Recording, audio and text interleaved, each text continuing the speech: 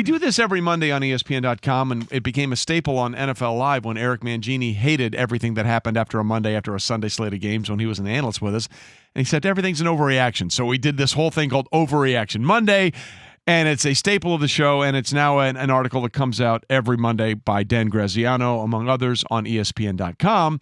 And so we have this article here, which is basically a list of overreacting to Week 8 things in the NFL. And I'm here to tell you, I believe the first article here, or the first line in this article that he's saying is listing as an overreaction, I do not believe it's an overreaction at this point. And it's simply this: the 49ers are the NFL's best team.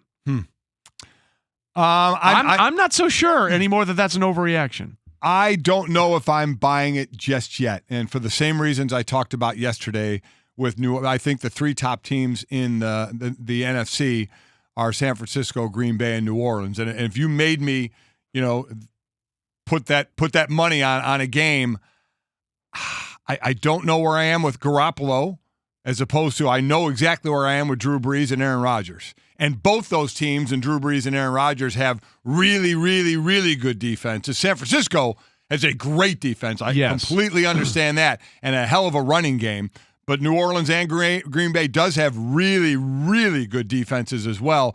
So I'm still going to go with overreaction from that, because at some point against a good team, probably in the playoffs, because you look at their next few games, Arizona twice in two of the times in the next 3 weeks. They have Seattle crunched in there. So it's Arizona, Seattle, Arizona. Then they go Green Bay, Baltimore, New Orleans. At Baltimore and at New Orleans. That's going to be a hell of a test going on of the teams that I just talked about that I think could give them a go. So I'm going to say it's an overreaction right now. I'm going to say it also. I said yesterday that the Saints are, I thought, the best team in the NFC, and I don't see any reason to go from that now, purely because, again, what happens when you take the run game away from this team? Because eventually they're not going to be able to bludgeon everybody. Yes, Kyle Shanahan is uniquely adept, like some of the best offensive coordinators in the league, of making sure he schemes it in such a way where life gets easier on the guys up front, but eventually you're going to face a capable enough defense that's going to try and make you one-dimensional, put it on Jimmy Garoppolo, and we still have questions about can he shoulder that load. We don't have those questions about the other names involved in this. You're absolutely right, but I went and looked at that game for Carolina and San Francisco, and I came away with some numbers that I thought were fascinating. First of all, in that game, it was a 51-13 game. The Panthers actually ran the same number of plays as San Francisco. They each ran 63 plays, but San Francisco made the plays. They had 3 turnovers. They got 7 sacks. San Francisco was 5 of 10 on third down. The Panthers were 2 of 13. The Niners scored touchdowns on 4 of their 5 red zone appearances. Carolina didn't run a single play in the red zone. That is utter domination when you look at it. That is why I bring up all the time that stats like time of possession are kind of a misnomer now, because it's more about what you do. It's EPA. It's all these things that we have learned are much better indicators in modern football of what you're going to do successfully. And I'll also say this, just with the teams that they beat, I know Jason, when he does his rankings, goes about who you've played it well. Here's the quarterbacks that they've beaten: Jameis Winston, Andy Dalton, Mason Rudolph, Baker Mayfield, Jared Goff, Case Keenum, and Kyle Allen, who was playing well. Yeah. So I'll give them credit for that. And I mentioned the four of their next 6 games. The quarterbacks they're playing are Russell Wilson, Aaron Rodgers, Lamar Jackson, Drew Brees.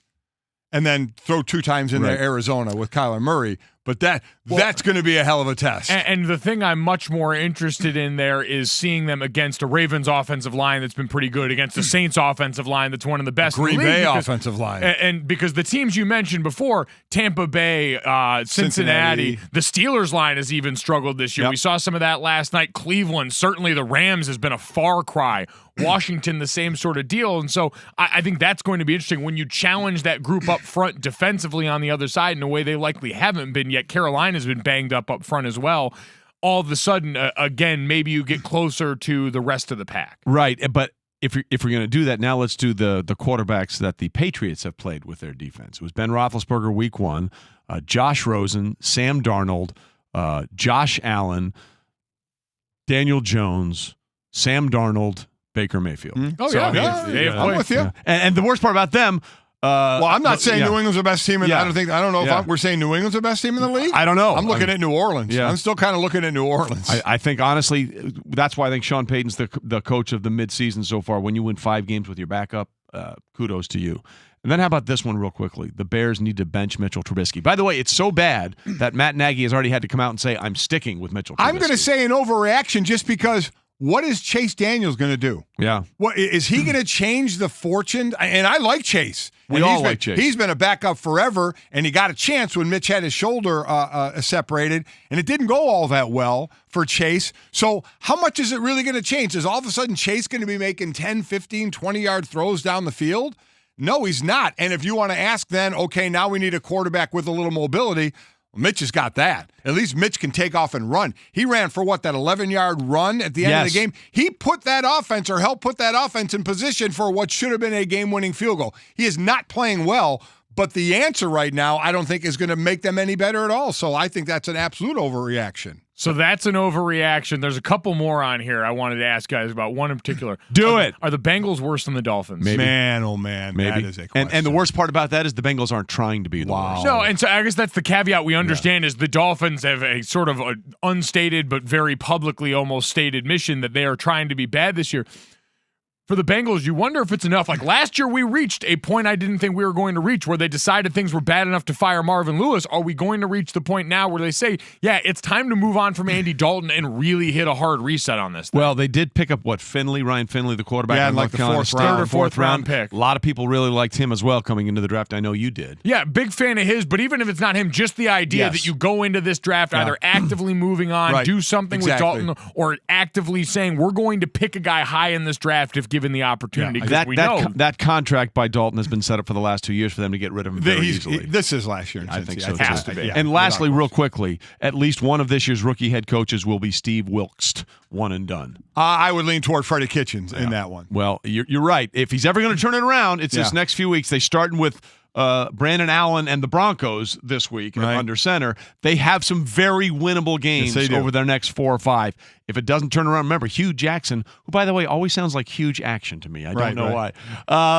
Was fired at 2-5-1. And right now, the Browns are 2-5. Yep. So we'll see what happens. Thanks for watching ESPN on YouTube. And for more sports highlights and analysis, be sure to download the ESPN app. And for premium content plus live streaming, make sure to subscribe to ESPN Player.